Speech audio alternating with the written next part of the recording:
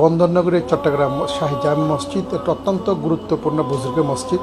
এই মসজিদটা পরিচালিত হয়ে আসছেন ইসলামিক ফাউন্ডেশন ধর্ম মন্ত্রণালয়ের মাধ্যমে। এই মসজিদের একটা বিশাল গুরুত্ব তাৎপর্য রয়েছে। এটা 550 বছর আগের একটা মসজিদ।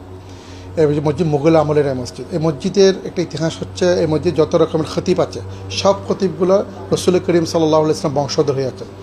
আপনি ইতিহাস যদি পর্যালোচনা করে দেখেন, প্রত্যেক 14 জন আওলাদ রসুল এখানে খতিবের দায়িত্ব পালন করেছেন। আজ এই বর্তমান যিনি খতিবের দায়িত্ব পালন করছেন উনি রসুল করিম সাল্লাল্লাহু আলাইহি ওয়াসাল্লামের 33তম বংশধর, যার বাড়ি হচ্ছে মদিনাতে মুনাওয়ারাতে অবস্থান করছেন, যার নাম হচ্ছে সৈয়দ আনোয়ার হোসেন তাহের জবিরি আল মাদানী। ওনার তত্ত্বাবধানে এই আন্দরকিল্লা শাহী জামে মসজিদের অনেক মহৎ কাজগুলো হয়ে থাকে। তন্ময় সবচেয়ে বড় মহৎ কাজ হচ্ছে মাহে রমাদানের রোজাদারদের ইফতারের বিষয়টা।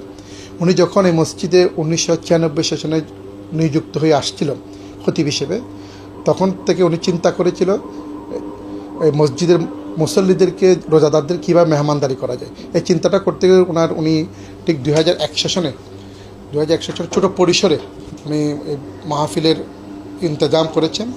2005 সাল এসে বড় আকারে বাবুচি দিয়ে পাকশাক করা বড় আকারেই ইফতারের অ্যারেঞ্জমেন্ট করে থাকেন।